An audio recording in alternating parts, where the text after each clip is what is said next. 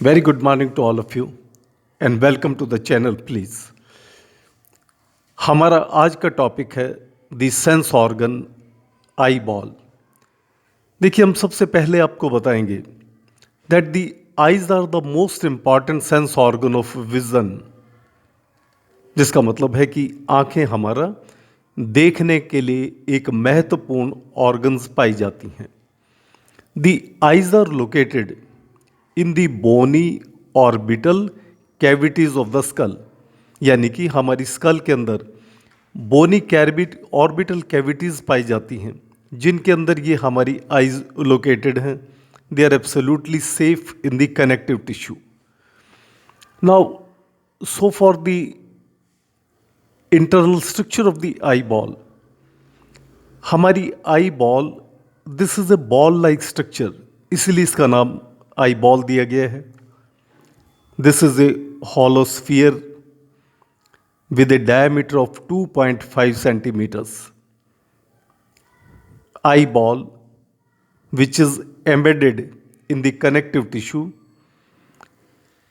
और अगर हम इसको बाहर से देखें तो हमें सिर्फ आई के एक वाइटिश पार्ट दिखाई देता है, which is called as the cornea, then the blackish part which is called as the iris, और द सेंट्रल पार्ट, जो बीच का पार्ट हमें दिखाई देता है, दैट इज द प्यूपिल, और उसके बाद बाकी अंदर का पार्ट है जो हमें नहीं दिखाई देता।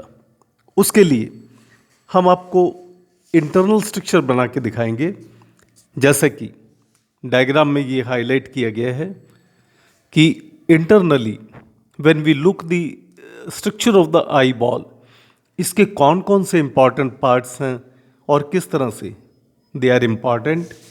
तो देखिएगा, इन दी हॉरिजेंटल सेक्शन जब हम आई बॉल को देखते हैं, there are the 3 important layers of the eye ball. The outermost layer which is called as the sclera, which is a tough layer, जो पीछे से स्टार्ट होकर और आगे का पार्ट बनाती है, दैट इज द कॉर्निया, जो वाइटिश पार्ट, और कॉर्निया पार्ट बनाने के बाद ये पीछे की तरफ चली जाती है। Then just below this the second layer is present, and the second layer this is called as the choroid, जैसे कि आपके सामने हमने ये रेड कलर से दिखाई हुई है। This is highly vascular and pigmented. Vascular का मतलब होता है कि इसमें मैक्सिमम ब्लड सप्लाई पाई जाती है। And this second layer choroid, ये पीछे से स्टार्ट होकर और आगे का part, look this the iris, ये आइरिस का पार्ट बनाती है और उसके बाद ये पीछे की तरफ वापस आ जाती है। Now in the iris there is present the very small aperture, एक बहुत छोटा सा सुराख पाया जाता है, which is called as the pupil, which can be contracted और डायलेटेड, जो फैल सकती है और सिकुड़ सकती है as per the requirement of the light. जैसे जैसे रोशनी की ज़रूरत होती है उसके मुताबिक हमारी प्यूपिल फैल सकती है और सिकुड़ सकती है। Then we come to the most important layer, that is the innermost layer, retina. No what is this retina? Please have a look. ये हमारी सबसे अंदर की लेयर है जो हमने यहाँ पर ब्लू कलर से दिखा रखी है। रेटिना यहाँ से स्टार्ट होकर और यहाँ पर जाकर के समाप्त हो जाती है और आगे का ये और कोई पार्ट नहीं बनाती। But this is very very important structure because it contains very important cells which are called as the rod and cone cells. rod and cone cells, जिसके बारे में हम आपको बताएंगे आगे चल के। अभी हम आपको ये बताएंगे कि रेटिना हमारे लिए इसलिए सबसे इम्पॉर्टेंट पार्ट है बिकॉज किसी भी ऑब्जेक्ट का इमेज हमारी रेटिना पर बनता है, और रेटिना पर बनता है, रेटिना उसको आगे ब्रेन तक भेज देती है और ब्रेन उसको हमें सीधा करके उस इमेज को हमें दिखाता है। So the real image, in other words हम ये कह सकते हैं कि जो रियल इमेज, जैसी जो चीज़ हम देखते हैं वही वैसी ही हमें रेटिना पर उसकी इमेज बन जाती है। Now let us see the other parts of the eye ball, that the anterior part, हमारी आई बॉल का जो एंटीरियर आगे का हिस्सा है, whitish portion is the cornea, blackish portion is the iris. Iris के बीच में एक छोटा सा पाया जाने वाला सुराख is called as the pupil, जिसे आप हिंदी में आँख की पुतली भी कहते हैं। और ठीक प्यूपिल के पीछे, look here is the structure which is called as the lens. हमारी प्यूपिल के ठीक पीछे लेंस पाया जाता है, और ये lens which is the convex lens, जहाँ से हमारी कोई भी रोशनी की किरण इसमें से पास करती है, और पास करने के बाद ये सीधा अंदर एंटर करती है हमारी आई बॉल में, and it falls on the retina, और रेटिना पर ये जा कर के ये किरणें गिरती हैं, जहाँ पर ये इमेज बनाती हैं। Now when we discuss about the structure of the anterior and the posterior part, our lens divides the eyeball into two important parts, anterior and posterior. anterior का मतलब है एक आगे का हिस्सा, posterior का मतलब एक पीछे का हिस्सा। लेंस के आगे के हिस्से को हम कहते हैं that is the aqueous chamber. ये देखिएगा, एक्वस चैम्बर मीन्स आगे का एक चैम्बर जैसी स्ट्रक्चर प्रेजेंट होती है, जिसको हम कहते हैं aqueous chamber, which contains the watery fluid, जिसमें एक वाटरी फ्लूइड भरा हुआ होता है, which is called as the aqueous humour. Therefore the aqueous chamber contains the watery fluid aqueous humor। और लेंस के पीछे का जो चैम्बर है, जितना भी चैम्बर आपको डायग्राम में दिखाई दे रहा है, this is called as the vitreous chamber. और इस विट्रस चैम्बर में there is present the sticky fluid, जिसको आप ये कह सकते हैं कि एक चिपचिपा पदार्थ पाया जाता है, which is called as the vitreous humour. Therefore the aqueous chamber contains the watery fluid aqueous humour, and the vitreous chamber contains the sticky fluid which is called as the vitreous humour. ये दोनों important fluids हमारी आई में पाए जाते हैं। Then we can see here the second optic nerve. हमारी eye के अंदर second optic nerve which is the second cranial nerve. हमने जब नर्वस सिस्टम पढ़ा था तब हमने 12 क्रेनियल नर्व्स के बारे में बताया था, और उसी में से जो सेकेंड इंपॉर्टेंट क्रेनियल नर्व है उसका नाम है the second optic nerve which is supplied to the I ball. अब ये नर्व जहाँ पर सप्लाई होती है, रेटिना के जिस पॉइंट में ये एंटर करती है, वहाँ पर एक पॉइंट पाया जाता है जिसका नाम है blind spot, which is called as the blind spot. ये ब्लाइंड स्पॉट नाम क्यों दिया गया है, हम आपको इसके बारे में भी बताएंगे। देखिए, our retina it contains the special type of the photo receptor cells. Photo receptor cells का मतलब है कि ऐसे सेल्स जो विशेष प्रकार की किसी भी प्रकार की रोशनी के प्रति अपना रिस्पांस दिखाते हैं। Photo receptor cells are those cells which show their response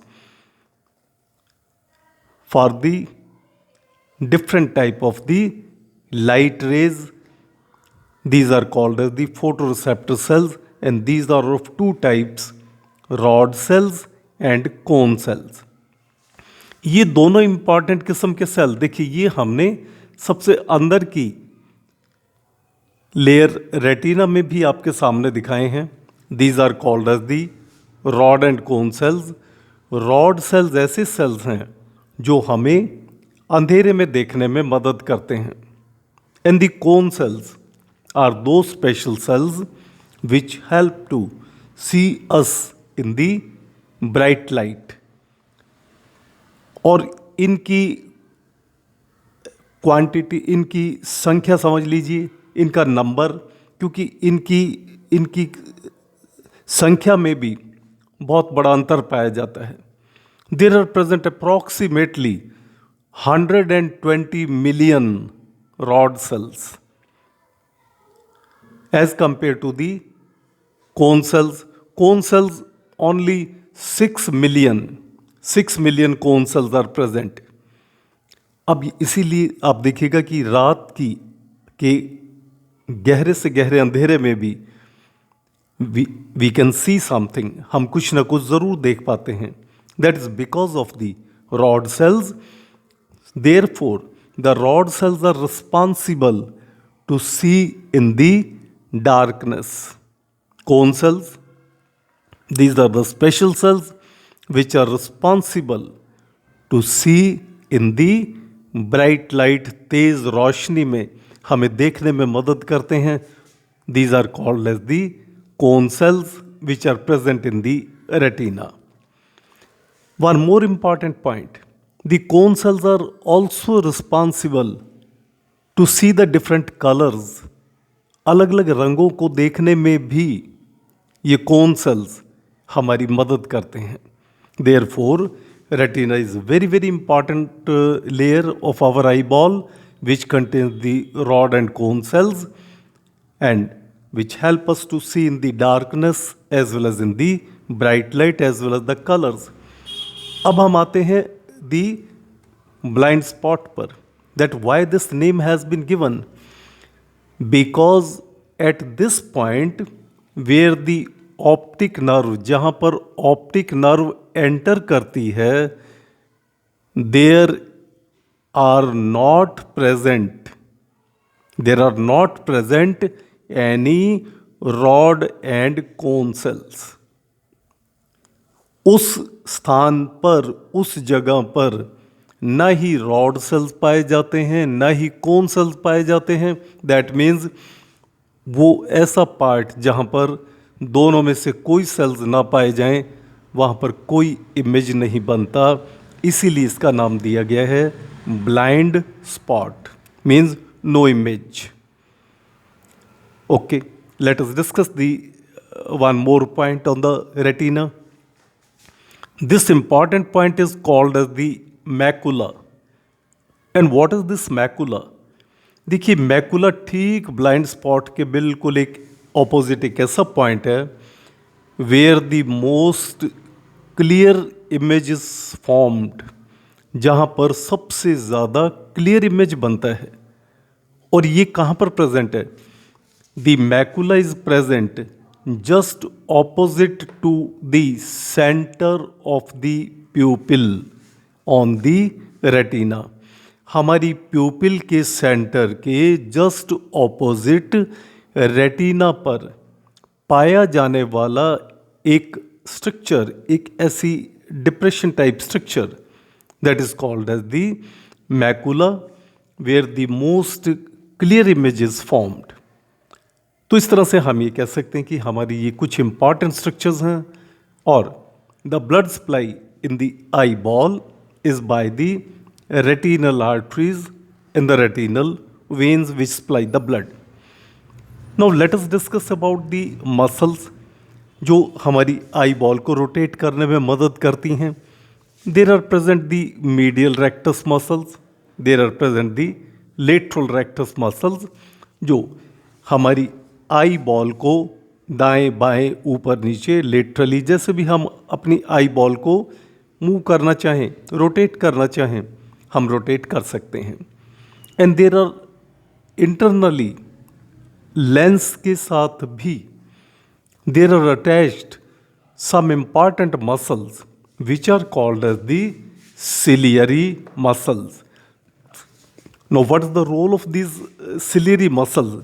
देखिए ये सिलियरी मसल जो डायग्राम में दिखाई गई हैं, इनका इम्पॉर्टेंट रोल है टू एकोमोडेट द लेंस. हमारे लेंस को आगे पीछे करने में ये सिलियरी मसल्स मदद करती हैं. In other words we can say the focusing of the lens is done with the help of the ciliary muscles for the adjustment of the object. किसी भी ऑब्जेक्ट को मान लीजिए हम कोई नज़दीक की चीज़ देखते हैं या कोई दूर की चीज़ देखते हैं, तो लेंस अपने आप को उसी के accordingly with the help of the ciliary muscles adjust कर लेता है ताकि हमें उस ऑब्जेक्ट का इमेज रेटिना पर फोकस करने में मदद मिले. Now, coming to very brief that when this image is formed on the retina, this image is inverted. ये उल्टा इमेज बनता है हमारी रेटिना पर जा कर के. The message is sent to the brain by the optic nerve. The brain changes it to the real image. हमारा ब्रेन इसको सीधा करके और हमारी रेटिना पर प्रोड्यूस कर देता है. इन दिस वे हम जो कुछ भी जिस तरह का भी कोई ऑब्जेक्ट देखते हैं उसका वैसा ही इमेज हमारी रेटिना पर बन जाता है. So this is all about the eye ball, internal structure of the eye ball.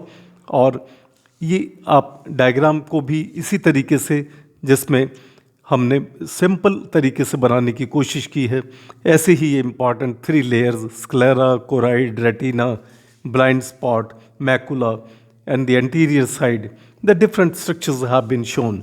तो please like the video, share the video and subscribe the video. Thank you very much.